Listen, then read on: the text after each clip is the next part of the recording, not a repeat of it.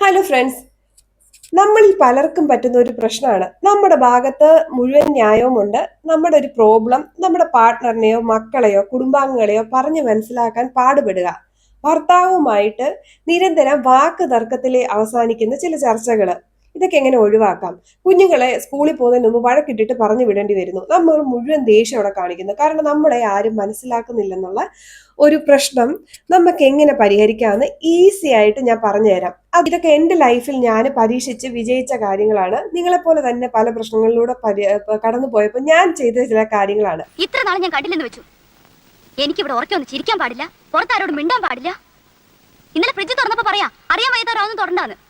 ആദ്യം തന്നെ രാവിലെ എഴുന്നേറ്റ് വരുന്ന ഉടനെ, അതിപ്പോ ഭാര്യയോടാണേലും ഭർത്താവിനോടാണേലും ഇങ്ങനത്തെ ഒരു കാര്യങ്ങളും നമ്മുടെ ഒരു പ്രശ്നങ്ങളും പ്രോബ്ലങ്ങളും അനാവശ്യ തമാശകളും പറഞ്ഞ് അവരുടെ മൂഡ് നോക്കിയിട്ട് വേണം നമ്മളത് പറയാൻ.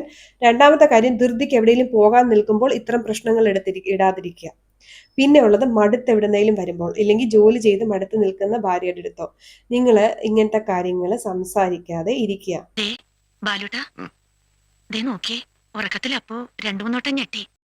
നമ്മൾ പറയുന്ന കാര്യം കേട്ട് അവർക്ക് അത് നെഗറ്റീവായിട്ട് തോന്നാതിരിക്കാൻ എന്ത് ചെയ്യണമെന്ന് പറഞ്ഞുതരാം. കാരണം ചില കാര്യങ്ങൾ നമ്മൾ പറയുമ്പോൾ പറഞ്ഞ അർത്ഥമേ മാറിപ്പോവാൻ ചാൻസ് ഉണ്ട്.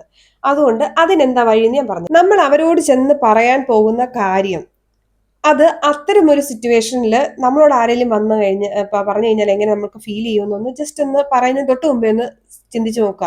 നമ്മുടെ ഹസ്ബൻഡ് എവിടെയെങ്കിലും പോകാൻ ഒരുങ്ങുമ്പം, അല്ലെങ്കിൽ ടെൻഷൻ അടിച്ചിരിക്കുമ്പോൾ, ഓഫീസിൽ നിന്ന് മടുത്ത് വന്നിരിക്കുന്ന സമയത്ത്, ഞാൻ മടുത്തിരിക്കുന്ന സമയത്ത് എന്നോട് ഒരാളിങ്ങനെ പറഞ്ഞാൽ ഞാൻ എങ്ങനെ റിയാക്ട് ചെയ്യും എന്ന് ഒന്ന് ചിന്തിച്ചിട്ട് ആ പറയാൻ പോകുന്ന വാക്കുകളെയൊക്കെ ഒന്ന് മയപ്പെടുത്തി, നമുക്ക് നല്ല ദേഷ്യം വന്നിരിക്കുന്ന സമയമായിരിക്കും, പക്ഷെ ആ ദേഷ്യത്തെ ഒന്ന് കൺട്രോൾ ചെയ്ത് അവരുടെ മൂഡ് എന്നാന്നൊന്ന് നോക്കിയിട്ട് ഈ കാര്യം ഒന്ന് പറഞ്ഞു നോക്കൂ.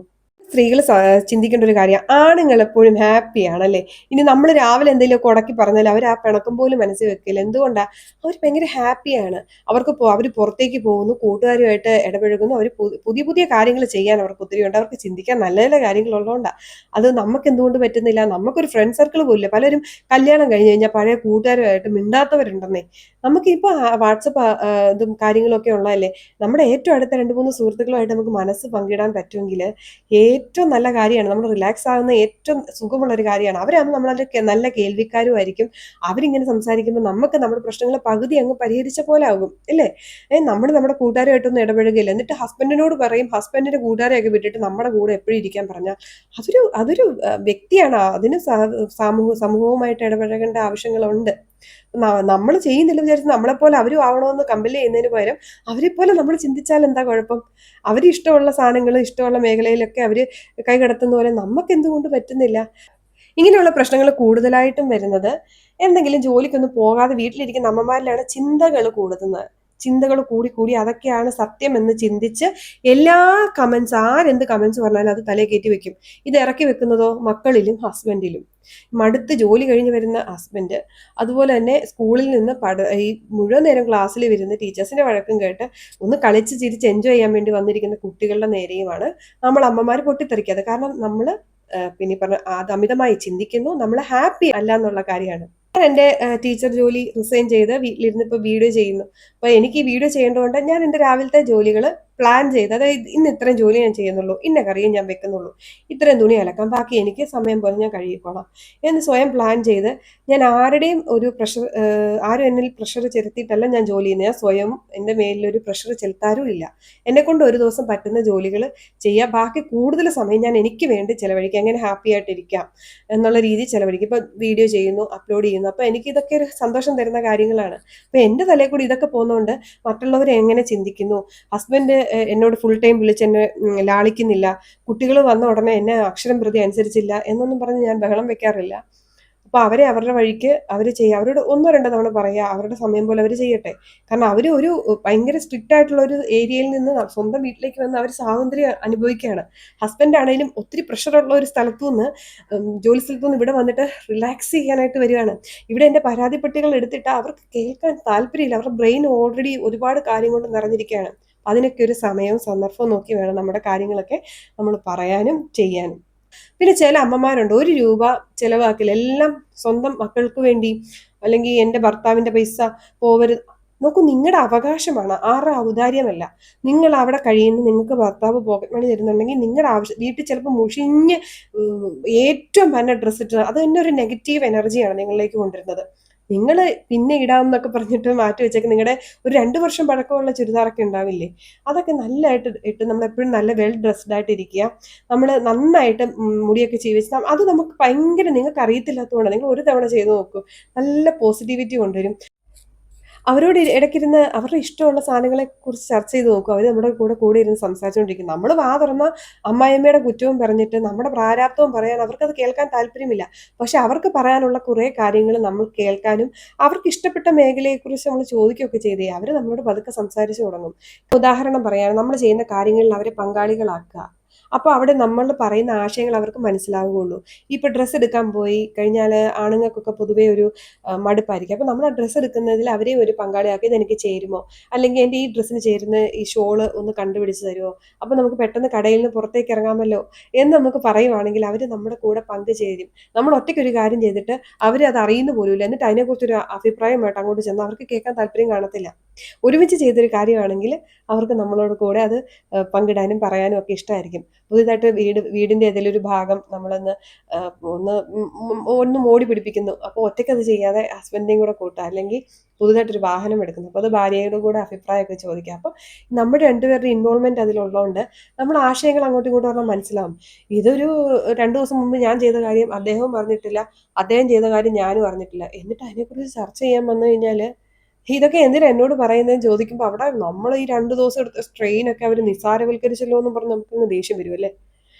അവരെങ്ങനെയുള്ള ചുറ്റുപാടിലാണ് വളർന്നു വന്നതെന്നുള്ള പഠിക്കുക. അത് നമ്മുടെ പാർട്ട്ണർ എന്താണെന്നുള്ളത് നമ്മൾ അറിയാതെ അവരെ കുറ്റപ്പെടുത്തുന്നത് ഭയങ്കര മോശമാണ്. അതായത് നമ്മളൊരു ചൈനക്കാരനെ കല്യാണം കഴിച്ചിട്ട് പെട്ടെന്ന് നാളെ മുതൽ മലയാളികളുടെ ഫുഡ് കഴിക്കാൻ അയാളോട് പറയുന്നത് പോലെ ആയിപ്പോകും. അപ്പോൾ ആ വ്യക്തി എങ്ങനെയുള്ള ആളാണ്, അവരുടെ വീട്ടിൽ സ്ട്രിക്റ്റ് ആയിരുന്നോ, അവർ എല്ലാവരും അധികം സംസാരിക്കുന്നവരാണോ, ഇല്ലെങ്കിൽ അവർ പിന്നെ ഈ പറഞ്ഞ പോലെ അധികം പൈസ ചെലവഴിക്കുന്നവരാണോ എന്നറിഞ്ഞു വെക്കുക. ഇത് വളരെ ചെറുപ്പം പോലെ അവരുടെ അച്ഛനും അമ്മയൊക്കെ പൈസ വളരെ സൂക്ഷിച്ച് ഉപയോഗിച്ച് സേവിങ്സ് ഒക്കെ ഉള്ളവരാണെങ്കിൽ നമ്മൾ നേരെ തിരിച്ച് വന്നവരായിരിക്കും. ചിലപ്പോൾ സേവിങ്സ് ഒന്നും കാണത്തില്ല, എപ്പോഴും കിട്ടുന്ന പൈസ അന്നേരം ചിലവാക്കി ശീലിച്ച ഒരു പേരൻസിന്റെ കുട്ടിയാണെങ്കിൽ രണ്ടുപേരും തമ്മിലുള്ള ആശയ പ്രശ്നങ്ങളൊക്കെ വരും. പക്ഷെ ഏറ്റവും പ്രശ്നം നമുക്ക് നമ്മളെ ഇഷ്ടമില്ല, നമുക്ക് ചെയ്യാൻ ഒന്നുമില്ല, അതുകൊണ്ട് നമുക്ക് ചിന്തിക്കാൻ ഒരുപാട് നെഗറ്റീവ് സാധനങ്ങൾ കിട്ടിക്കൊണ്ടേയിരിക്കും. നമ്മൾ ഇങ്ങനെ ഇഷ്ടമുള്ള കാര്യങ്ങൾ ചെയ്യുമ്പോൾ നമ്മുടെ തലേന്ന് കുറെ നെഗറ്റീവായിട്ടുള്ള ചെള്ളയും പൊടിയും എല്ലാം മാറും. എന്നിട്ട് നല്ല നല്ല പൂക്കളും മരങ്ങളും ഒക്കെ വളരാൻ തുടങ്ങും നമ്മുടെ തലച്ചോറിൽ. കാരണം നമ്മൾ പുതിയ കാര്യങ്ങൾ പഠിക്കുകയാണ്. തയ്യൽ പഠിക്കാം, എംബ്രോയ്ഡറി പഠിക്കാം, നമുക്ക് കുറച്ച് സമയം നമുക്ക് ഇഷ്ടമുള്ള മേഖലയിലേക്ക് പോകാം, അല്ലെ ഡ്രസ്സിലൊക്കെ മുത്ത് പിടിപ്പിക്കാം, ഇല്ലെങ്കിൽ നമുക്ക് ഇഷ്ടമുള്ളൊരു സബ്ജക്റ്റിനെ കുറിച്ച് വീണ്ടും വീണ്ടും കേൾക്കാം. എനിക്ക് ഈ ഏലിയൻസിനെ സ്പേസിനെ കുറിച്ച് കേൾക്കാൻ ഇഷ്ടമാണ്. അപ്പം അങ്ങനെയുള്ള വീഡിയോസൊക്കെ ഞാൻ കാണുകയും കേൾക്കുകയും ചെയ്യും. വായന മടിയുള്ള ഒരാളാണ് ഞാൻ പൊതുവെ. അപ്പം എനിക്ക് കേൾക്കാനാണ് ഇഷ്ടം, കഥ കേൾക്കാനാണ് ഇഷ്ടം.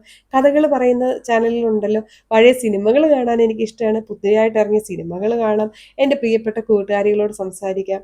ഇങ്ങനെയൊക്കെ നമ്മൾ പോസിറ്റിവിറ്റി നിറച്ചു കഴിഞ്ഞാൽ അവിടെ നമുക്ക് ഇങ്ങനെയുള്ള ചിന്തകളും അലമ്പും ഒന്നും നമ്മുടെ വീട്ടിലുണ്ടാവത്തില്ല. ഇന്ന് എൻ്റെ ഹസ്ബൻഡിൻ്റെ ബർത്ത്ഡേയും കൂടെ. അപ്പോൾ ഒരു നല്ല വാക്ക് പറയാതിരിക്കുന്നത് എങ്ങനെയാണ് അദ്ദേഹത്തെക്കുറിച്ച്. എന്നെ ഇങ്ങനെ സമാധാനമായിട്ട് കാര്യങ്ങൾ ചിന്തിക്കാൻ പഠിപ്പിച്ചത് എൻ്റെ ഹസ്ബൻഡാട്ടോ. അദ്ദേഹം അത്യാവശ്യം വളരെ സ്ലോ ആയിട്ട് സംസാരിക്കുന്ന വ്യക്തിയും ഞാൻ ഒത്തിരി ബ്ലാ ബ്ലാ ബ്ലാ വെക്കുന്ന ആളുമാണ്. അപ്പോൾ അദ്ദേഹത്തിന് കല്യാണം കഴിച്ച് കുറച്ച് കഴിഞ്ഞ് മനസ്സിലായി ഞാൻ പിന്നെ സഡൻ ആയിട്ട് റിയാക്ട് ചെയ്യുന്നൊരു വ്യക്തിയാണെന്ന് മനസ്സിലായി. ഞാനിങ്ങനെ എടുത്തിയാട്ടക്കാരിയാണെന്ന് മനസ്സിലായി. അപ്പം എൻ്റെ ഹസ്ബൻഡാണ് എന്നെ സംസാരിക്കാൻ പഠിപ്പിച്ച ആൾ. എൻ്റെ ഹസ്ബൻഡ് ഇപ്പോൾ ഒരു കാര്യം പറയുന്നത് കേട്ടാൽ നമ്മൾ അറിയാതെ അനുസരിച്ച് പോകും. കാരണം പുള്ളി ഭയങ്കര സമാധാനത്തിൽ ശബ്ദം കുറച്ച് ആശയം നല്ല രീതിയിൽ നമ്മളെ പറഞ്ഞ് മനസ്സിലാക്കിച്ച് ചെയ്യിക്കാൻ കഴിവുള്ള വ്യക്തിയാണ്. എൻ്റെ ഭാഗത്ത് ഉണ്ടായിരുന്ന തെറ്റ് എനിക്ക് ഹർട്ട് ചെയ്യാത്ത രീതി പറഞ്ഞു തരുന്നതുകൊണ്ട് എനിക്ക് സത്യം പറഞ്ഞാൽ അദ്ദേഹത്തെ അനുസരിക്കാൻ, അദ്ദേഹം പറയുന്നത് കേൾക്കാനും എൻ്റെ തെറ്റ് തിരുത്താനും എനിക്കിഷ്ടം. അവിടെ ഒരു ഈഗോ വരാറേ ഇല്ല. നമുക്ക് ഈഗോ എന്ന് പറഞ്ഞ സാധനം വരുമ്പോൾ അല്ലേ നമുക്ക് ദേഷ്യം വരുന്നത്. കുട്ടികളോടാണേലും അവർ TV കണ്ടുകൊണ്ടിരിക്കുമ്പോൾ TV ഓഫാക്കിയിട്ട് നിങ്ങൾ സംസാരിക്കാൻ ചെന്നാൽ അവർ നമ്മളെ കേൾക്കുക പോലും ഇല്ല. കാരണം അവരൊന്ന് റിലാക്സ് ചെയ്ത് അവർ ആ കാർട്ടൂണിൻ്റെ ലോകത്ത് അടുത്ത ആ വ്യക്തി അയ്യോ അയാളൊരു കപ്പലും എടുത്ത് പിന്നെ കടലിലോട്ട് ചാടി ഇനി എന്ത് സംഭവിക്കുമെന്ന് ഓർത്തപ്പോഴായിരുന്നു നിങ്ങളത് ഓഫ് ചെയ്തത്. ഓഫ് ചെയ്തപ്പോൾ കുട്ടിക്ക് പൊതുവേ നിങ്ങളോട് ഭയങ്കര ദേഷ്യം വന്നു. ആ ദേഷ്യം വന്ന് കുട്ടിയോട് പോയി പ്രസംഗിക്കാൻ നിന്നാൽ ആ കൊച്ചത് കേൾക്കാനേ പോകുന്നില്ല. എന്നാൽ ആ കുഞ്ഞിൻ്റെ കൂടെ ഒരു 5 മിനിറ്റ് കാർട്ടൂൺ കണ്ടിട്ട് ഈ കാർട്ടൂൺ കഴിഞ്ഞ് നമുക്കങ്ങ് നിർത്താമല്ലേ, നമുക്ക് കുറച്ച് വർക്കില്ലേ, ഞാൻ അമ്മയും കൂടെ സഹായിക്കാം, ബാ നമുക്ക് കുറച്ച് ഹോംവർക്ക് ഒക്കെ ചെയ്യാടാ എന്ന് പറഞ്ഞു കഴിഞ്ഞാൽ ആ കുഞ്ഞിന് മനസ്സിലാവും ഈ കാർട്ടൂൺ കൂടെ കാണാനുള്ള പെർമിഷൻ എൻ്റെ അമ്മ തന്നിട്ടുണ്ട്, ഇത് കഴിഞ്ഞ് എൻ്റെ അമ്മ ഇത്ര സോഫ്റ്റ് ആയിട്ട് പറഞ്ഞു, അപ്പം ഒന്ന് അനുസരിച്ചേക്കാവുന്ന കുഞ്ഞിന് തന്നെ തോന്നണം.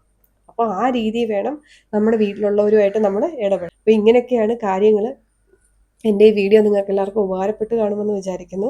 ഇങ്ങനെ പതിയെ പതിയെ ചിന്തിച്ച് പതുക്കെ നമുക്ക് പ്രശ്നങ്ങൾ സോൾവ് ചെയ്യാം. അപ്പോൾ ഇനി മുതൽ കുഞ്ഞുങ്ങളോടാണേലും ഹസ്ബൻഡിനോടാണേലും നമുക്ക് വഴക്കിടാതെ ഓരോ ദിവസം മുന്നോട്ട് പോകാനുള്ള ചെറിയ ടിപ്പാട്ടോ ഇത്.